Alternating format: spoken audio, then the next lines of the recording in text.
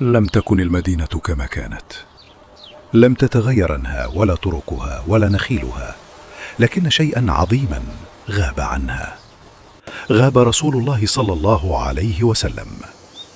كان أنس بن مالك رضي الله عنه يمشي في أزقة المدينة التي خدم فيها رسول الله صلى الله عليه وسلم 10 سنين.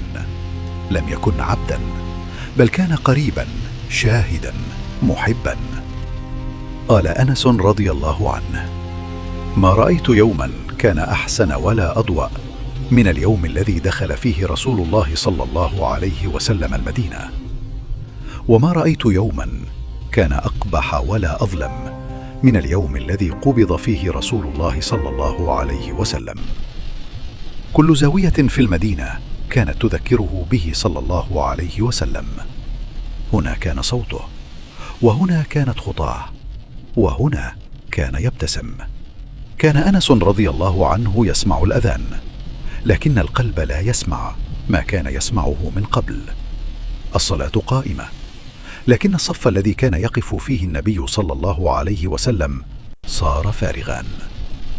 يقول أنس رضي الله عنه: ما نفضنا أيدينا من تراب دفنه صلى الله عليه وسلم حتى أنكرنا قلوبنا.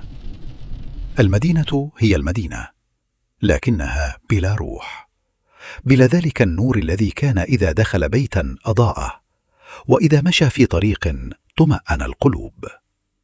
عاش أنس بن مالك رضي الله عنه بعد رسول الله صلى الله عليه وسلم سنين طويلة، لكن قلبه بقي هناك.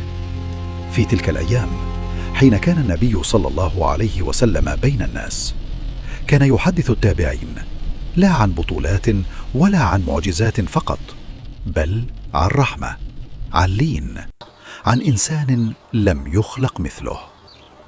كان أنس رضي الله عنه آخر من بقي من خدام رسول الله صلى الله عليه وسلم، وكأن الله أبقاه شاهدا حيا ليقول للأمة: هكذا كان نبيكم، وهكذا كانت المدينة حين كان فيها. رحل النبي صلى الله عليه وسلم، لكن أثره لم يرحل، بقي في القلوب وفي السنة وفي دموع أنس بن مالك رضي الله عنه كلما ذكر اسمه صلى الله عليه وسلم. مدينتنا اليوم عامرة، لكنها لم تعرف يوما فراغا كما عرفته يوم غاب عنها رسول الله صلى الله عليه وسلم. اللهم صل وسلم على نبينا محمد وعلى آله وصحبه ومن سار على هديه إلى يوم الدين.